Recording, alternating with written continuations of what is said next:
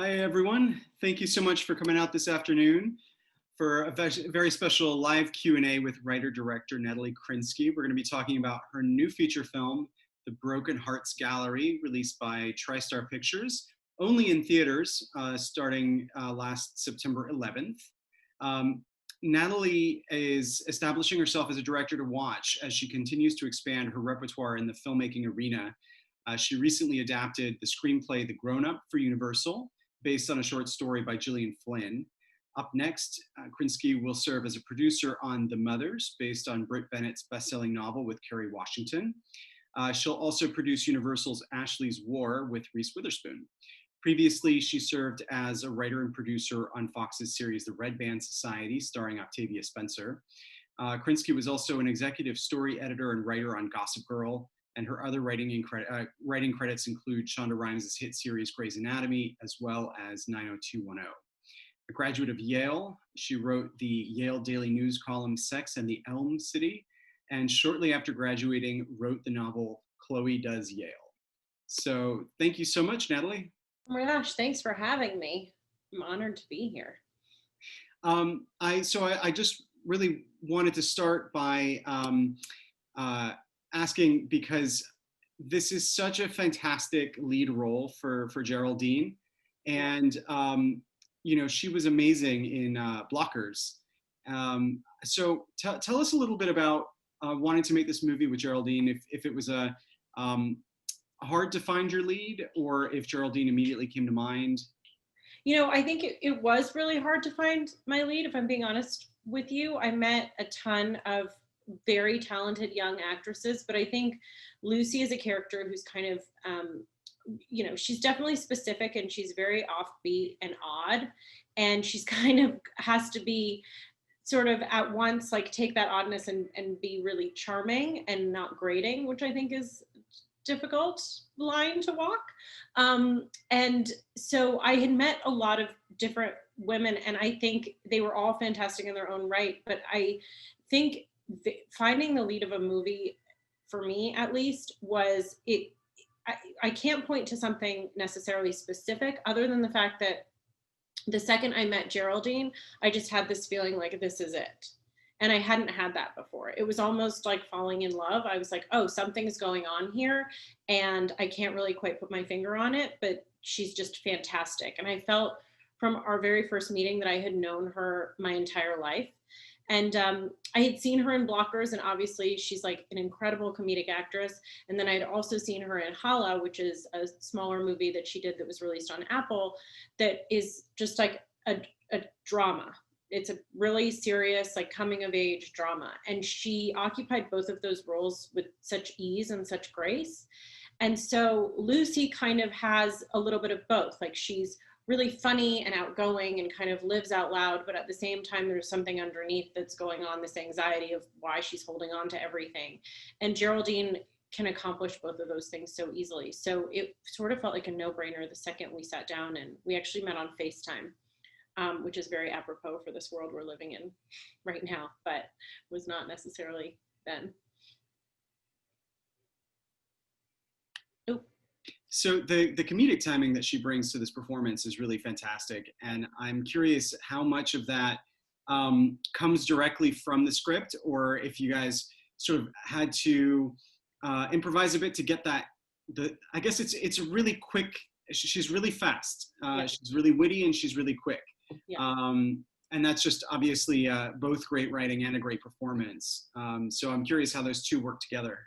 You know, we really worked a lot. We rehearsed a lot. And I know that that's sort of in the antithesis to the idea of kind of like spontaneity and comedy, but we had a really short amount. We shot this movie in 24 days, and she was basically in every single scene. And so Geraldine is a very strong improv comedian, but we needed to be able to sort of know that the scenes like worked and we were nailing them in order to be able to like play on the day. So it was kind of a combination. I mean, we went through and rehearsed a lot, and sort of in doing so would kind of like play with some of the jokes.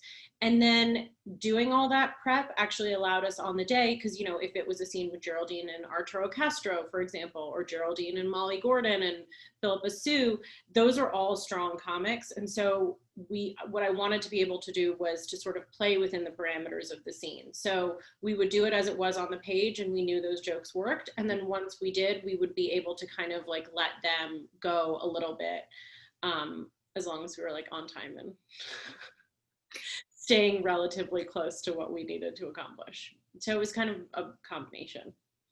Tell us a little bit about the inspiration for the conceit of the film. Oh gosh, well, I was kind of a mess. I was 25 years old when I like first wrote the first draft of this script, and I was like, nothing was really going right in my life. I was a struggling screenwriter, like couldn't really find a job, had been fired from a job, was breaking up with my boyfriend and moving apartments. So like that old adage of like, you either have like, a partner and a house and a job, like two of the three. I had none of the three, essentially. And it sort of felt as if my life was like the beginning of a romantic comedy, very much like What Happens to Lucy. And in addition to that, I was sort of, because I had ended this really long relationship, I was sort of sorting through the detritus of things that were left behind and kind of trying to figure out like what I was going to keep and what I was going to throw away, and then how was I going to throw it away, and sort of mourning the loss of this person who had been so important in my life. And that's kind of where the wheels started turning on Lucy and her hoarding gallery problem. So using that as your launch pad, how did you structure that as a narrative? Because it's obviously a compelling character sort of story, but then you have to have a plot. Sure. Well, I mean, I had always wanted to write kind of my own ode to like the romantic comedies that I grew up loving. Like Bridget Jones' Diary, and there's sort of odes to all of them, I think, in the film. Like Bridget Jones' Diary is one that I just adored and watched over and over, and When Harry Met Sally, and Clueless, Broadcast News, It Happened One Night, His Girl Friday. And so there's, in most of those, there's usually kind of there's a love triangle, and there's a choice between the person that sort of destroys you and then the person that comes along and at the right time. But I really wanted to keep Lucy's dream alive, and Lucy sort of taking this like strange skill that she had in building something that nobody else could build. And so I think it was trial and error. Like the first draft definitely had a lot of jokes and not as strong of a plot. And then I think over time, and because this is the first feature I ever wrote when I first wrote it. So, it was kind of studying some of those and going back and sort of trying to think of what this character would do and the decisions she would make. And it certainly evolved over time. Well, the films that you just mentioned are obviously classics within a genre. And I'm curious if there were certain things writing within that genre that you wanted to avoid or you really wanted to play with. I think the thing that I most wanted to avoid, and I think that these actually all pretty much avoid them, but some of the kind of, I think romantic comedy has like sometimes some negative connotations. Like I think it was a dirty word for a while. And only when it's done poorly. Yeah, and and I think that a lot of the female protagonists in some of those always felt to me as if they were trying to, the trajectory of their character arc many times felt like they were this like weird neurotic girl or like really anal girl who felt like she had to change herself to fit this guy that she wanted, and then ultimately like realizes that she doesn't have to do that. And I think the thing about Lucy is Lucy definitely is not necessarily making all the right decisions, and certainly has her anxieties and her foibles. But I think she starts out weird and she ends weird. She's kind of unabashedly herself, and I don't think she feels like she needs to change herself. So that's something that I was very fierce about. And also the idea that I wanted to hold both things. Like I didn't want it to just be the journey of her love story. I wanted it to be the journey of her like professional fulfillment and an emotional reckoning on a certain level, and sort of facing the thing that she felt for a long time that she couldn't. So it was, I think, holding all of those things, and to like varying degrees of success, was difficult, but I wanted to sort of keep those things alive. Well, it's true. It does have like a couple of genres sort of mixed in with, like, you know, coming of age, and also an underdog story, really, because she's out there trying to sort of, you know, exist in a world of high art, and doing something scrappy with few resources, and being, you know, really smart about it. So at what, I mean, once you had the conceit of the Broken Hearts Gallery itself, were you, it sounds like you were really keeping in mind a lot of these things simultaneously. Yeah, and I think that they are definitely were things that I think I had to balance. And I think, you know, it was a little bit more, you know, you're trying to build this thing while also trying to build this love story. And I think that that's something that sometimes, you know, those things can sometimes like butt up against each other, or they can help each other, and sort of trying to find the ways that they can be useful to one another. That was sometimes a challenge. One of the things that I think, one of the things that I find often turns me off to the lesser romantic comedies, Sure. is that sort of moment in the film where one of the two of them does something really bad, Mm-hmm. you know, and sometimes it's just a ploy. This one, you know, that sort of pits you against one of the characters for a minute, but this one is really quite interesting, because I never particularly turned against the male lead.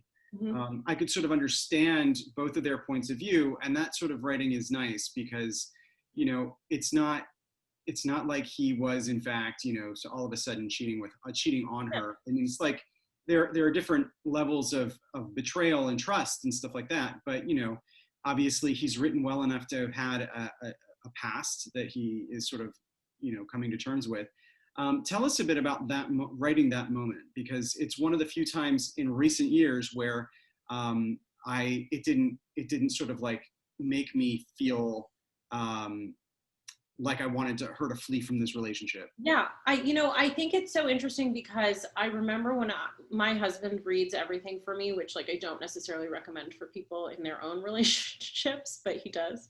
I've sort of trained him over the years to do it. But I remember him reading the argument that they get into, and him saying to me, well, I just don't necessarily think that she's right in this scenario. And for me, that was actually a victory, because I was like, well, that's good. Like, you see, because, you know, I think she sort of in that moment expects Nick to do everything the same way that she does, and feels betrayed because he wasn't ready to have that conversation. And he is kind of looking at it as like, you want me to act like you, but I act like me. And it's that, and that, I think that's very true to most relationships. That's where fights come from, is that we communicate the way that we understand communication works, but often those things like don't line up. And so I think on some level I was drawing from like fights that I've had in my real life, where, you know, I'm like, how come you don't just say what you're feeling all the time whenever it occurs to you? And my husband was like, what the fuck are you talking about? Sorry, excuse my language, but that's kind of the disconnect. So I think I was drawing on that idea, and also having sympathy for both of their points of view, which I think. Yeah, absolutely. Plus the elegance of sort of, her whole thing is based off of holding on to the past, and that's exactly what he was doing. Yeah. You know, with the name, at least, of the hotel. So, yeah, I mean, I'm curious how you approached writing the male lead, I guess, from the outset, because first of all, as we were saying in the pre-broadcast section, it blew my mind that this is the actor who plays the older brother on Stranger Things. Billy Hargrove. And he does a great job in this movie. And I'm curious to know a little bit about, like, if you had any particular tropes that you wanted to avoid when writing specifically the male lead of a romantic comedy. That's an interesting question. I honestly don't think I thought as much about it, which is maybe like my point of view. Maybe I've done what male screenwriters have done for so long, which is really focus on the on the female lead. But I do think I will say, as you know, Nick was always, I think, felt to me like he was, I always talk about like Nick and Lucy, and this is the way I would describe it to Dacre and Geraldine, which is she is sort of, and this is drawn very much from my own life and ultimately like my relationship that I've ended up in with my husband, but in rewrites that was, I drew more and more from our relationship, but is that she kind of jumps in without looking. Like she's jumping in and she's like, water's warm, come on, let's go. Like, this is so fun. Come on, come on, come on. And he is hesitant. And when he finally gives in, he jumps in and she's like, sharks, what do we do? Like, she's just not thinking 9 steps ahead. And I think Nick is someone who is much more analytical and on some levels much more timid about kind of opening himself up and diving in the same way that she is. And I actually think in terms of tropes, you know, oftentimes I think in romantic comedies, certainly of the like aughts, it always felt like early aughts and like 90s, it felt like there was like a very buttoned up woman and a guy who was like a little more like laissez-faire and like sloppy and was just like, come on, like this is fun. And it was sort of fun to kind of reverse that a little bit and have him be a little more timid and a little less likely to sort of jump in to the water. So I think that was kind of a bit of a dynamic I was playing, which is true in my own life. You were talking earlier about all of the comics that are in the film to support, you know, in the supporting roles, and it is really like a spoil of riches of, oh my god, you know, of young comedic performers. Totally. Did you write anything with anyone in mind? You know, it's funny because I tend to not do it that way, and I really didn't believe that, and this is like sort of my bad, I won't do this again, but I really didn't believe that anyone was actually ever going to make this movie. So if I'm just being honest, you know, I'd written it so long ago, and then it kind of like it had almost reached, like it had almost, you know, gotten to a place where like it was going to be made and it was almost going to be produced by this person. It was like, it was constantly like an all nearly there situation. Mm-hmm. And then so many years later, No Trace Camping, the producer financier that ultimately made the film, came to me and they were like, we really want, you know, we just want you to do a quick rewrite. And then we'll make the movie. And first of all, I mean, I'm sure I'm preaching to the choir here. There's no such thing as a quick rewrite. That's just, I don't know, people who say that have never rewritten anything. And then second of all, I just had been burned so many times by the script, and I had sort of like put it away and been like, this is over.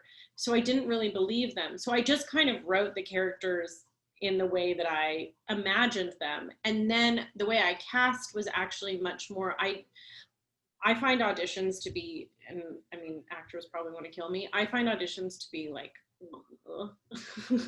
it's sometimes hard to watch, and you're watching your words over and over again, and you almost get in your own brain about like, could this scene be better? Is it them? Is it me? Who is it? And so I tend to cast off of performances from other things that I see, even if they're tiny. Like I had loved Arturo Castro from Broad City, and obviously that role is completely different than this one, but I was like, he makes me laugh in that, I'm sure he can make me laugh in this. And I like to kind of play against what we've seen before. Like I love Molly Gordon in Booksmart. You know, Philippa Sue was Hamilton, and that is like a completely different beast than this. But I really cast off of things that I had appreciated people in before. And I mean, Ego Nwadum, even though her part is small in SNL. Yeah, so it was really fun to just kind of populate this world with like people I was a fan of. And Bernadette Peters. Oh, Bernadette. I mean, the most nervous I've ever been first day directing Bernadette Peters. What do I have to say to her? Nothing. How do you direct, Bernadette Peters? What's the what's the plan of action? You know, I think that this is a lesson that I learned, which is, and I think this is, someone also told me this before I left to go do the movie, which is that nobody likes to be, and this is kind of general for directing, I would say, nobody likes to be handled or like kind of almost like, don't pretend you know something if you don't know something. And I think that sometimes, especially with someone like Bernadette, you know, she's done a lot more movies than I've done. She's been directed a lot more times than I've directed. So, you know, I was pretty open about, on some level, my inexperience, but also what I wanted to achieve. And I would just have really honest conversations where, you know, we would kind of go back and forth and be like, this is how I see it. How do you see it? Like, what is the, let's try it this way. Let's try it this way. And indulge me a little bit because it's my first time. So will you do it this weird way that I'm asking you to do it? Or will you try this? And she was very open to doing that. But I think it's just be honest about what you know and what you don't know. And it, I think, helps you in the long run. Was there anything daunting having to direct actually like in New York? Oh my God, directing in New York was like the greatest thing ever. I mean, we mostly shot the movie in Toronto. Mm-hmm. We only did 2.5 days in New York. Oh, wow. That yeah. It doesn't feel that. No, it was, we did the first day in New York, we did 21 setups, which was like, wow. We just went. We had no, you know, we didn't have a lot of money and we knew we needed to get a lot of New York and we wanted to pepper it through the film. And we were doing mostly exteriors, and like the gods, the weather gods smiled on us, and we got great light, and we just went. But yeah, it was, shooting in New York. I mean, I had on Gossip Girl, and, you know, especially now in this time where it's not, you know, it's COVID. So the streets aren't filled, and, you know, there's always something unexpected going on in New York, and there's always like a weird person in the background or like someone who's not going to move. But you just go with it because it's New York, and the energy of the city is like, it lights you up, and it's so much fun to shoot there and to grab those moments. Yeah. I'm curious because it is a romantic comedy. So, you know, obviously the audience's response to it is important, you know, obviously really important. I'm curious, since you were making this with Sony, what was the process? Did you do any kind of testing or anything like that afterwards? So we actually made the film independently, and Sony acquired it. Oh, cool. I mean, who knew, in a global pandemic? So that was great. Really was worried about not selling this movie when this all happened, I'm going to be honest. We sort of finished it by the skin of our teeth. So I delivered the movie February 28th. We shot last summer. I delivered like the whole thing February 28th. And we tested the movie. We actually independently tested the movie before we went to buyers on March 4th. And this year. Mm-hmm. Wow. And we were supposed to do a big screening for buyers on March 17th, but that obviously got canceled. But the last time that I sat in a movie theater was on March 4th, testing this movie, which also tested my like strength as a human person, and the strength of my stomach. But it actually was the most, I will say, in the end, you know, you're sitting in the middle and you just have no idea what is going to happen around you. And I tend to watch, even in friends and family screenings, I have to put my head in my hands for I just listen. So I put my head in my hands for like the first 45 minutes and I just pray. But it tested, like the audience was in and they loved it. And, you know, you don't get to see comedies as much in a theater the way that we used to. And so it was really fun to see, like, you know, people laugh together. And, you know, when the ex-boyfriend comes back, like people in the theater were like, no, don't go back to him. What are you doing? Like yelling at the screen. And I was looking around being like, I think that, you know, you never know. You're just like, I think this is going to work. And in hindsight now, I know like how precious that was, because a full theater with 150 people in it. Sure. I mean, yeah, no, it's, I do want to talk about your theatrical release in a second, but was there anything from that process that you then adjusted, or?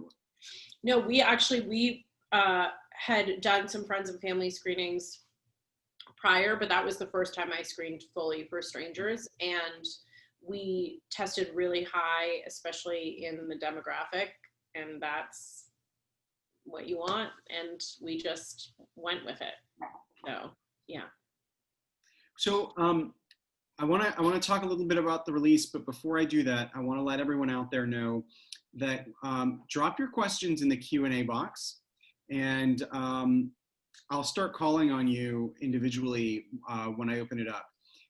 At that point, I'm going to invite you to come join us for a moment as a panelist, and you're welcome to turn on your video or just your mic if you don't want us to see you. Hopefully at 4 in the afternoon, your camera ready, but no judgment here. No judgment.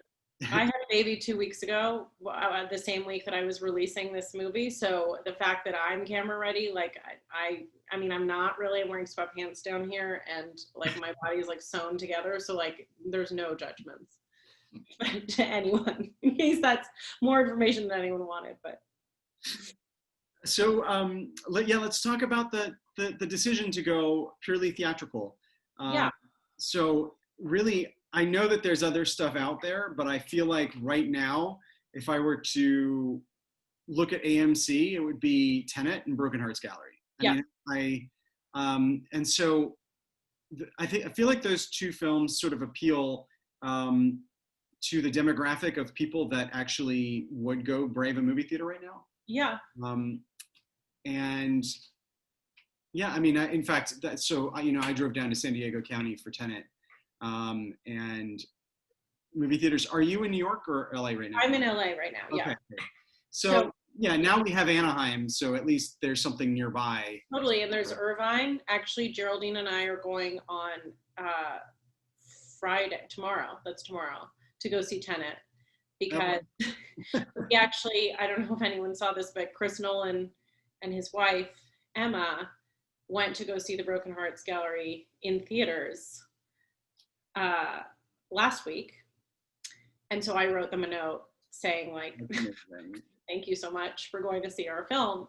And I had a baby, so that's why I have not yet seen Tenet, but we're finally going to see it. I hope this has been discussed publicly on Instagram.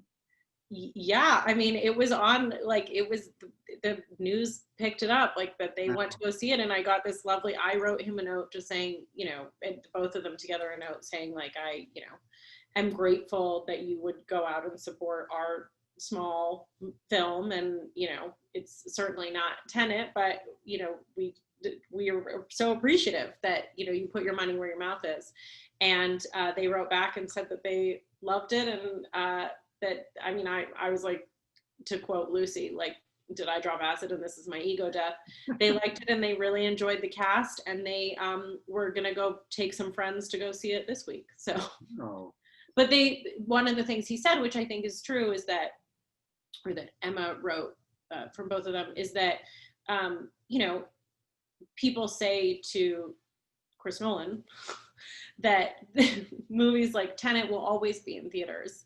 You don't have to worry, like, your movies are gonna always be shown in theaters. And she kind of said they're missing the point, because it's the movies that we wouldn't normally go see in theaters anymore that we miss, the ones where you can, like, as I said, like, sit in a room with 100 other people and laugh at a comedy, or like a small independent film, or one of those. And I mean, I'm a huge fan of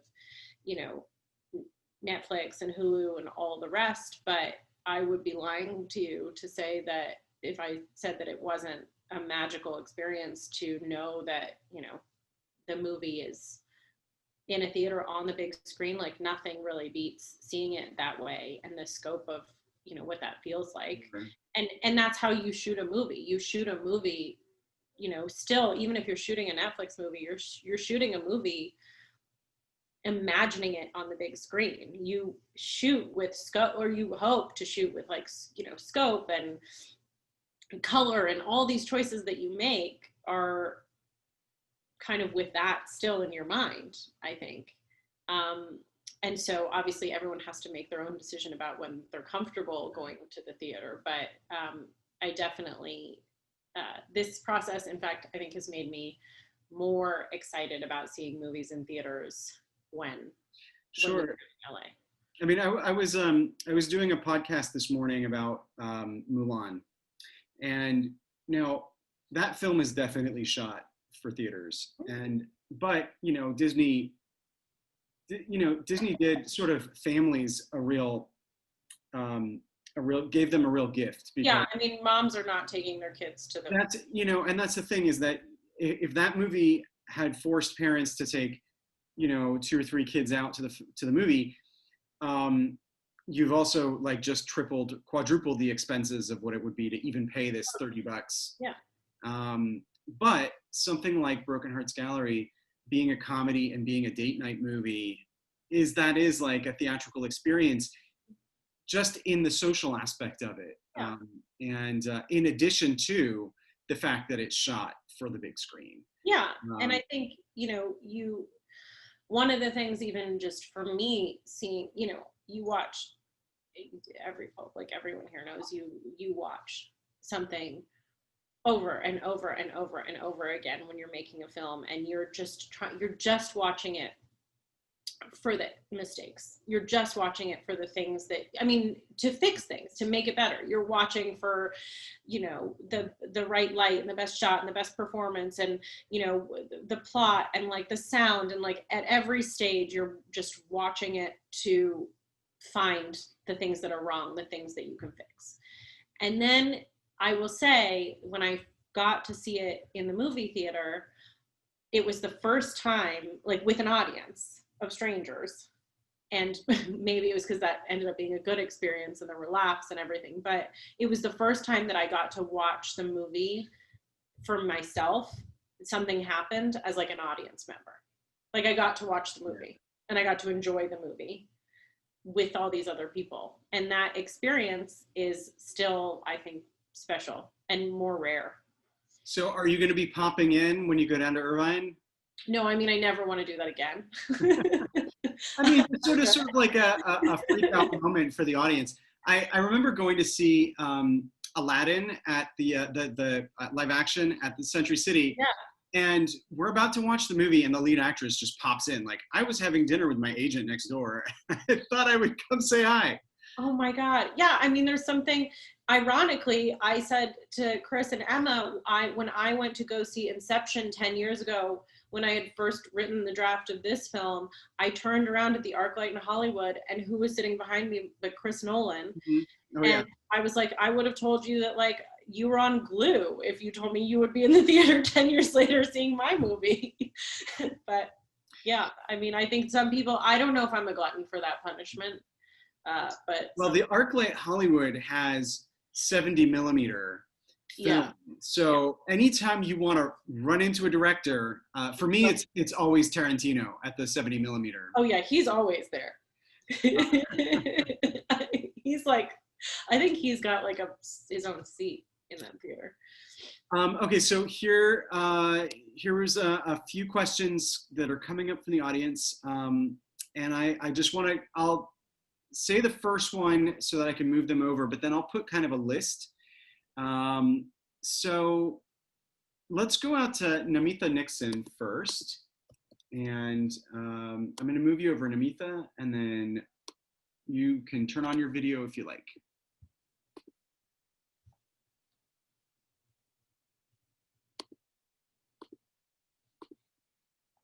Hi, Namitha. Hi, so I'm Namitha Nixon, and this is my twin sister, Nandana. Hello. Hi.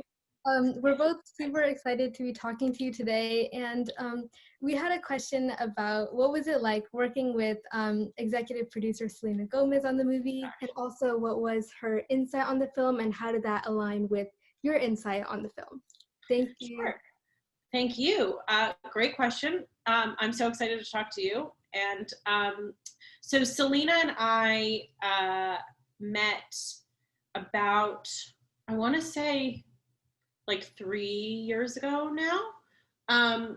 She had, I'm not like speaking out of school or telling you something you don't know, which is that she's had some breakups in her past. She's just had to weather those publicly. And, you know, she started producing a lot recently. And so she did 13 Reasons Why and several other things. And her agents actually sent her my script. And she really responded to it and wanted to meet. And so we sat down, and I was a first time director. I'd written a lot, but never directed anything. And so I brought like this giant, like it's kind of embarrassing now, but I had made a lookbook, and instead of like bringing my laptop and just like scrolling through it, I brought this like unwieldy, like I was in art school, like giant lookbook, like in a portfolio, and I took her through the whole thing. And you know, we just had a great conversation about, you know, sort of what, you know, she's in her 20s, I'm like an old lady now, but what, you know, those moments of like being close with your friends and weathering a breakup, and a lot of those roommate scenes, and some of the things that she's kept from relationships, and like why she responded to the script, and then how I saw the movie and what I wanted it to look like and feel like. And we just had this like great like 3-hour meeting. And at the end of it, she was like, well, I'd love to come on as a producer. And I was like, great, you're Selena Gomez. Sure. And so we, you know, and she definitely like checked in over the course of production and stuff like that, and has been really supportive, obviously, on her social media and kind of getting the film out there, as she kind of is also this mogul and doing so much. So it was a really great collaborative experience we had. I hope that answers your question. Yeah, that is so awesome. If you don't mind, were you like a huge fan of her music before you worked with her? Who's not a huge fan? Everybody's a huge Gomez fan. We should all. I mean, she's like making like ice cream and makeup and music and like a social justice activist, and like, yeah, I'm a big fan of hers. Yeah, That is. But so I had to keep awesome. it. I tried to keep it together. Thank you so much for talking to us. Yeah, Sure. that's really amazing. Thank you. Thank you. Okay, I'm gonna invite over Lois next, and then I will move Namitha back.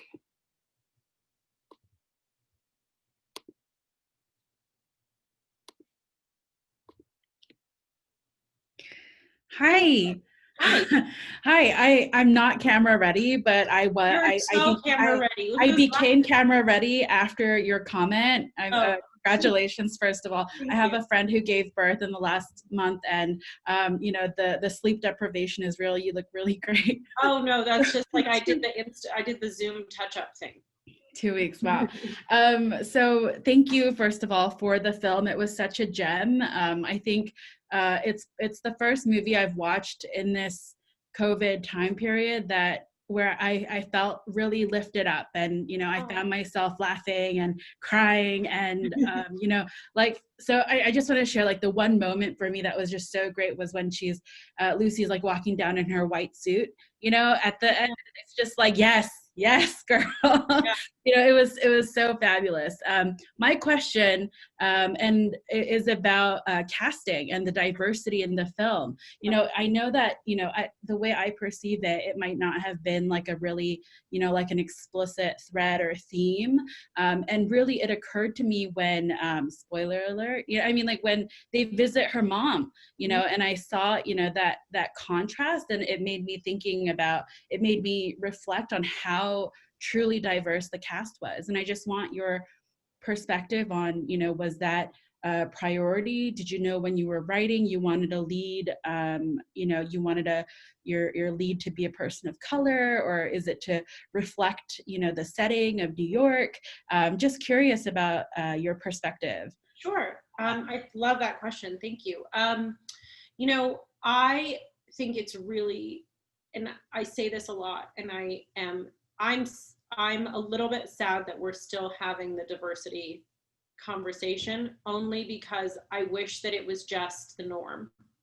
And I wish that more films reflected the world that we really see around us and the America that we live in, which is extraordinarily diverse and is becoming more diverse by the day, actually. And so for me, it was really important to see a woman in the lead role that didn't look like every romantic comedy lead that we have seen since the beginning of time. You know, people who are not size 2 and are not blonde also fall in love. Newsflash. So that was something that was just important to me. And the other thing was that I really wanted to show the world as I see it around me. So a group of friends who, you know, maybe like went to NYU and live in New York or live in Brooklyn, like this is what they look like. This is what the world looks like. And so I didn't go out saying like, Harvard is a Black woman and Marcos is, you know, a Guatemalan man, but I just wanted, I found performers that I loved, and then I matched them with the characters that I thought they would occupy. And in terms of Lucy's mother in the film, actually, Geraldine's mother oddly looks exactly like Sheila McCarthy. And on some level, I think that it's quite interesting. Sheila McCarthy is the actress who plays her mother. And on some level, I actually think it was sort of an accidental bonus on some level, because that scene for Geraldine especially was very emotional when she was playing across this woman who bears like a striking resemblance to her own mother. And I think it actually gave an unexpected like depth and texture to that scene ultimately. But you know, people come from all different places and look different ways, and I think it's really important. The more voices we see conveyed on screen and the more people we see like ourselves, whatever ourselves is on screen, the better, the richer we are as a society.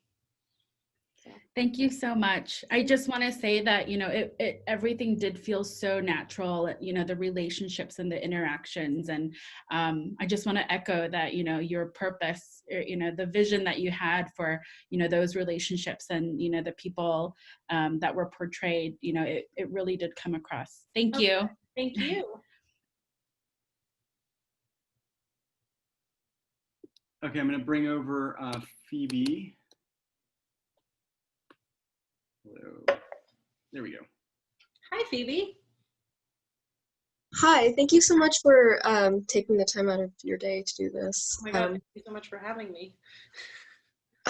So earlier you were talking about how like you were inspired by a time in your life where you were like struggling as a young screenwriter, and I was just wondering, like I am anticipating like a lot of screenwriters are going to reach a point in their life like that, and I was just wondering like if you had any advice for students or aspiring writers when they do reach that type of stage in their life. Oh, the time when you want to give up?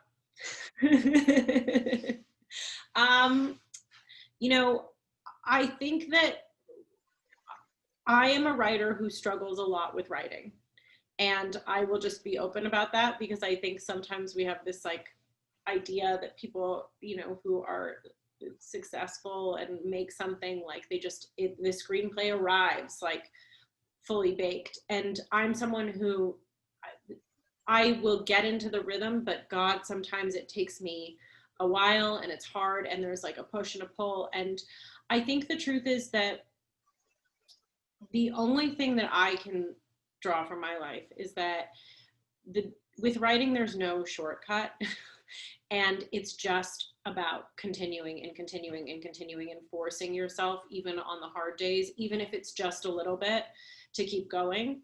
And I also think that one of the mistakes that I made, especially in my 20s, was that I would always look around and compare myself to like these other people who were either being really successful or like, you know, somebody was an overnight like 22 and sold a screenplay for $1 million. And like, that's the exception, that's not the rule. Most people are doing it every single day and working really hard. But comparing yourself to everyone else, you're you. And I think for me, it was just telling the stories that I felt confident about telling and not losing confidence in those stories.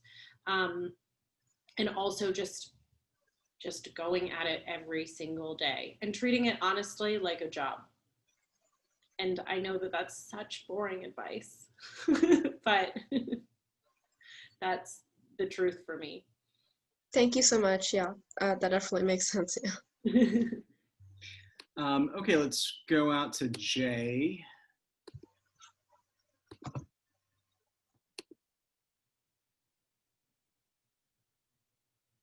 Hi. Hi. Thank you so much for being here. Thanks for having me. We saw the movie at a drive-in Oh, good. last week, and it was such a great experience. Oh, great. I wanted to ask about the props in the movie, because obviously the props play a really important role. So I wanted to know how much of an involvement you had in the art department. How much were the props written into the script versus like chosen during production? And like, where did the ideas for all the props come from? Oh my God, it was a real combination. That's such a good question. First, I have to give a lot of credit to my production designer, Zazu Myers, because the job that she undertook, it's like every single shelf in Lucy's room is an absolute work of art. I had spent a lot of time, I referenced that like giant unwieldy lookbook that I had brought to my meeting with Selena. I had a digital copy also. But I spent a lot of time when I was first tasked with directing the movie. You know, I didn't know as a writer how to translate that visual idea into, like, how was I going to explain to the art department what her room looked like? So I spent a lot of time sort of culling pictures of collections and thinking of the things that Lucy would put together and collect and why, and how those related to her life, and like what are the things she started with, and then what are the things that sort of eventually kind of just became like a habit. And so I had that shelf was kind of like this iconic piece that we always knew was going to be in the room. And then Zazu spent, and the whole art department, an amazing art department I had, spent just hours going to like vintage stores and Goodwills and stuff like that, and just buying up all kinds of things that we had imagined. And then we would go through it all, and I would be sort of part of this process and choose certain things. And so there were some things that like the airline tickets that are on her wall, or like the locks from the lockers, there were some things that we had were written in. And then some of the things like Zazu's genius, there's a moment where Nick says shoelaces in a bag. Like her genius was like, I mean, among many things, but like was all those Ziploc bags like along the wall, and like the pop tab, like Coke tabs, and all these little extra touches were just part of that collaboration. And it was really fun, and it was a lot of work. And I can't even imagine what it was like to return all those things at the end of the shoot. Yeah. I can just imagine. Thank you so much. Do you mind if I can just follow up and ask about the items that populated the museum itself, like the cast and the all those sorts of things? Were those written in, or did those are written in? And then one of the things that we did on set actually was every week I had from pre-production all the way through the end of physical production, I had a Broken Hearts Gallery box, and everyone in the cast and the crew was welcome to put in suggestions of things that they thought should go into the Broken Hearts Gallery. And so I would draw the best ideas every Friday at lunch, and I would announce the winners, and everyone would get like a little prize. But there were a couple things that ended up like in the gallery at the end that we also took from that. So like there was a little piece of everyone in the gallery. Cool, thank you so much. Thank you. Okay, so we just only have a couple minutes left, and I want to just reorder the questions so that it goes through a through line here. But let me go to Julia next, and I'm gonna try and get through all of them.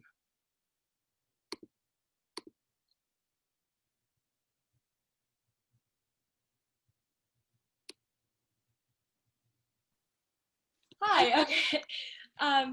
Thank you so much for being here, Natalie. I truly, just repeating what everybody said, it was such a fantastic movie. I was so relieved my roommate wasn't home because I was cackling, I was crying. So it was a really great time. Thank you for watching. Yeah, my pleasure. My question for you was, is there anything that you learned making this film that you're going to be bringing with you to the next film that you make? Oh my God, so much. I learned a lot, especially I think about post-production. Post was totally new to me and was something that just as a writer, I hadn't had a ton of experience on, because usually it's a showrunner on a television show that kind of does the post process. And that was something that I think for me was a real jarring experience. But really it's about, I'm so amazed at what's possible in post and how much rewriting and reordering and what music does and what color does and what sound does. Like, it opened my eyes to a whole new part of it, which I think was really interesting. I also think that in that, I would say that, like, just trying a lot more things on set. Like, I think as a first-time director, you're like, I just need to get this as I see it. And sometimes as you see it is not the way it's going to end up being great.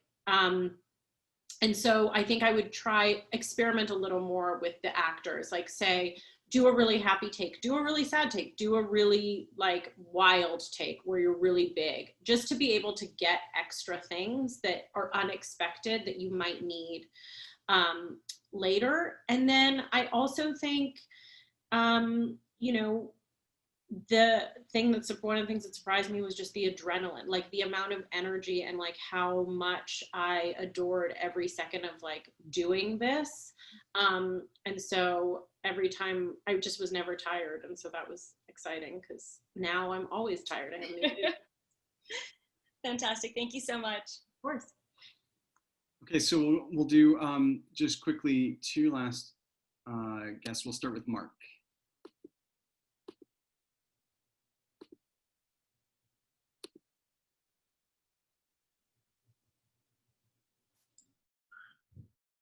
Hello. Hi. So lovely to chat with you and hear all this. My question, I guess, is I'm also a multi-hyphenate producer, director, writer, etc. I was curious about how you feel building your career, I guess, sequentially and making progress in each format, or when you're working as a writer for a while, are you losing out on being a producer, or how do you balance all those things? I do not believe in anyone telling me no. So I am a little bit of I'm not happy unless I'm overworked, if I'm being perfectly honest with you. So my husband is always like, please don't take on this. And I'm like, that's definitely going to make me take it on. I think that you learn a lot doing each job. And I think that being a writer empowered me to go, okay, I know how to make story. I know how to solve problems. I'm going to try my hand at producing. And directing is certainly its own beast. And it's one that I think you learn by doing. I think you learn everything by doing. And it doesn't mean you're going to be great the first time out, but it means that you're definitely going to know more after you're done. And so I think that you're able to, I think you're able to hold a lot of things at once. And my sort of piece of advice would be is that I only do things that if I literally feel like I won't be able to live another day if I don't take this on. And so it's just, am I in love with it? Does it make my heart beat fast? And how can I be involved with telling this story? And just, that's the way that I go about it. Amazing. Thank you. You're welcome. Okay, let's go out to Hermione for one last question. Hi, Hermione. Oh, we don't have any audio from you.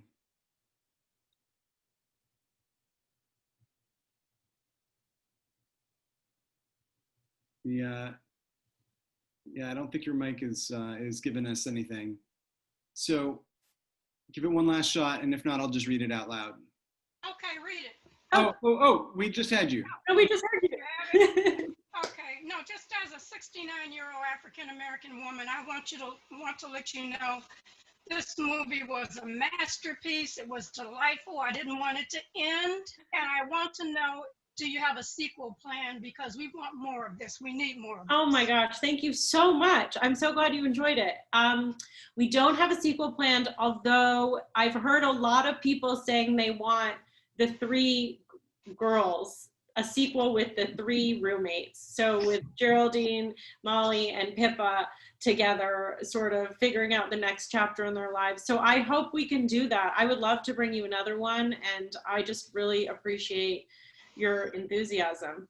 Well, it's wonderful. Continue the good work. It's just like a shot in the arm that we needed to uplift us during this time. Oh, thank you. That means the world to me. I'm so glad I got to hear you say that question. Wouldn't have been the same if Alex read it. No offense to Alex. I agree. Well, thank you so much. Oh my gosh, thank you. So everyone who can make it out to a theater, is it also at drive-ins? It's also at drive-in. So if you're in LA and you, or anywhere, wherever you are, and there's a drive-in available, I mean, that's also a great way to go see it, because it's kind of fun actually seeing it at the drive-in. I saw it at a drive-in and it was really fun in that way. Great drive-in movie, absolutely. Yeah. And do you already have your digital release date, or is that still digital release date? But look out for it, and you know, hopefully everyone will get a chance to see it. I hope it makes you happy. Excellent. Well, it definitely made all of us happy. So let's go spread the word, guys. Thank you for having me. Take care. Bye. Bye.